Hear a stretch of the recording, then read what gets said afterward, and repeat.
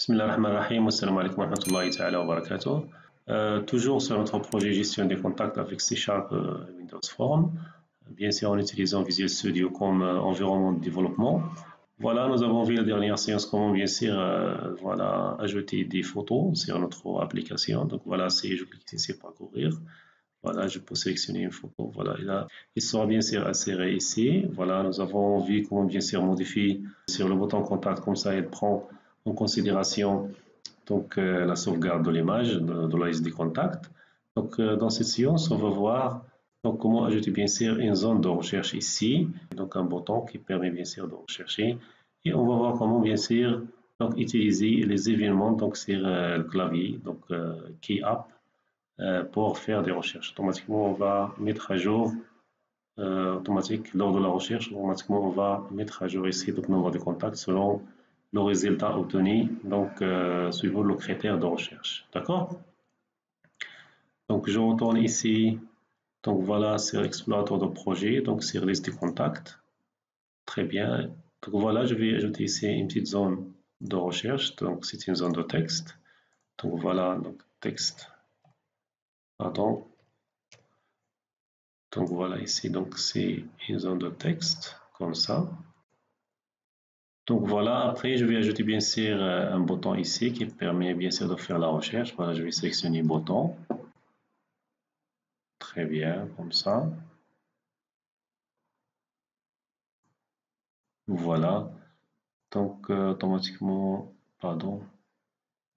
Automatiquement, je vais mettre ici donc pas de texte ici. Je vais supprimer ce texte. Voilà. Pardon. Et pour voilà, je vais ici sur image. Automatiquement, je vais sélectionner une petite icône comme ça. Très bien. Et voilà, pour l'arrière-plan, je vais mettre ici donc back color. Voilà, c'est transparent. Je vais chercher ici transparent. Flat style, je vais mettre ici flat. Comme ça. Donc, et pour couleur des bordures, je vais mettre tout simplement donc, une bordure comme ça. C'est très bien. Donc voilà, je vais sélectionner bien sûr encore ce bouton et je vais bien sûr donner un nom ici. Donc voilà, BTN. Très bien. Donc automatiquement, lorsque je vais cliquer sur ce bouton, voilà, je vais bien sûr rechercher dans la liste et je vais bien sûr actualiser l'affichage. Donc voilà, je vais nommer bien sûr cette zone de texte avec ici donc texte et search. Donc voilà, si je reviens ici donc sur l'explorateur des projets, donc voilà c'est DB Contact, la classe que nous avons créée dans les séances précédentes. Donc nous avons ajouté bien sûr donc une fonction qui s'appelle ici Search Contact. Donc il prend en considération bien sûr donc un nom. Et voilà, elle va retourner bien sûr le résultat de la recherche. Donc voilà, dans ce cas, bien sûr, je vais utiliser cette fonction donc pour la recherche. Voilà, je vais vous montrer comment bien sûr intégrer cette fonction donc à ce bouton ici, donc le bouton de recherche. Donc voilà, je clique ici donc sur ce bouton, donc voilà c'est événement et voilà c'est clic. Très bien. Donc pour rechercher, donc je dois faire un test ici. Donc voilà if donc txt search donc .text voilà et bien sûr elle contient quelques informations donc différents de la chaîne vide. Qu'est-ce que je veux mettre? Donc else pardon. Donc else tout simplement si la zone de texte est vide, automatiquement je dois retourner la totalité bien sûr des enregistrements. Tout simplement pour déclarer bien sûr ici donc var list est égal à mettre dbcontact.getList. Donc je vais récupérer bien sûr l'ensemble des contacts qui se trouvent bien sûr sur l'objet list contact et je vais faire l'affectation ici. Donc data DGV, ça veut dire data grid view. Voilà contact.data source est égal à donc lst. Donc voilà. Donc nous avons vu la dernière séance de comment bien sûr lorsque je vais affecter bien sûr une liste de données à la source de données bien sûr donc de data grid view, automatiquement je dois donc créer une liste binding. Donc voilà en utilisant comme nous avons vu la dernière séance donc binding donc liste automatiquement de quel type donc de type contact.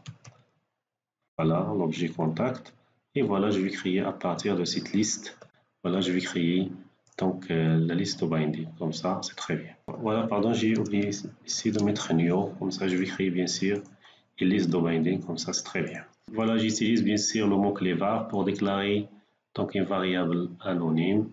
Voilà, qui peut bien sûr accepter n'importe quel type de données. Donc une variable de type anonyme, pardon. Très bien. Donc voilà, lorsque j'ai bien sûr une valeur saisie ici sur, voilà, sur cette zone de texte, automatiquement je dois mettre ici la même chose ici, donc var, comme ça, donc var list, donc est égal à new, donc binding, comme ça, comme nous avons fait donc, la dernière fois, donc contact. Et voilà, je vais passer bien sûr la liste ici. Donc voilà, la liste, ça va être ici, donc voilà db contact. La db contact comme ça, donc point search contact, voilà, je vais rechercher bien sûr comme ça, et je dois passer, donc cette fonction, elle accepte comme vous voyez ici, donc elle accepte string name, donc c'est la valeur passée ici sur la zone de texte, comme ça, c'est très bien. Donc voilà, et après, ce que je vais mettre automatiquement ici, je vais mettre ici dgv contact.source de données en data source, donc est égal à liste. Très bien comme ça. Et à la fin, donc voilà, après l'affectation, automatiquement, je dois, donc, comme vous voyez ici, donc je dois mettre à jour ici, donc, le nombre de contacts trophy. Voilà. Je vais mettre ici, donc à la fin, après le if else, je vais mettre, donc, mp contact, donc est égal à notre nombre contact. Très bien, donc, comme ça, concaténer bien sûr avec dgv. Voilà, point rows, ça veut dire les lignes. Voilà, rows, point count. Très bien. Et je vais fermer, comme ça c'est bon. Pardon, il faut faire attention ici. Voilà, j'ai oublié de mettre ici donc texte. Donc, ça veut dire la valeur de cette label. Voilà, je vais tester maintenant.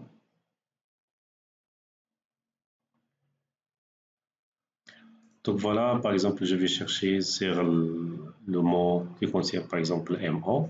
Je clique sur chercher. Il a trouvé deux enregistrements. Donc voilà, il a affiché ici 2. Très bien. Donc c'est très bien. Voilà, par exemple, M, J. Très bien. Donc voilà, l'opération donc, a été bien faite ici. Donc voilà, je vais ajouter bien sûr un événement lorsque je vais écrire comme ça. Automatiquement, il va chercher en temps réel. Donc, il va afficher bien sûr la liste. C'est très simple. Voilà, je vais tout simplement activer donc l'événement qui est app de l'objet textbox ici. Très bien. Donc voilà. Donc voilà, je sélectionne bien sûr donc la zone de texte, donc sur événement. Je cherche ici donc qui est app. Donc vous voyez ici qui est app. Lorsque je relâche bien sûr la touche clavier, automatiquement il va donc exécuter cet événement. Voilà, je fais ici double-clic. Et tout simplement, je peux copier-coller ce texte ici, donc, mais ce n'est pas la peine, automatiquement je dois faire appel à la méthode déjà créée, donc beta-n search click, et je dois passer ici donc un sender, voilà, donc, pour ne pas répéter notre code, c'est très simple, très bien, donc texter, donc voilà texter search qui est app, automatiquement je dois faire appel à ce traitement ici. Donc voilà, je vais faire la recherche soit en cliquant sur le bouton chercher, soit bien sûr en key app en relâchant la touche clavier bien sûr sur ce contrôle. Très bien. Voilà, si je vais exécuter. Donc on voit ici, donc voilà, lorsque je vais écrire par exemple J A, comme vous voyez, donc il recherche en temps réel, donc par exemple K A, voilà, M O. Très bien. Donc voilà, comme vous voyez. Donc comme ça, je peux bien sûr faire la recherche avec le bouton voilà, chercher. Et en même temps, je peux faire bien sûr la recherche en temps réel avec, lorsque je vais saisir, automatiquement, il va chercher dans la liste ici. D'accord? Donc merci, à bientôt. Donc, et à la prochaine séance, Inch'Allah.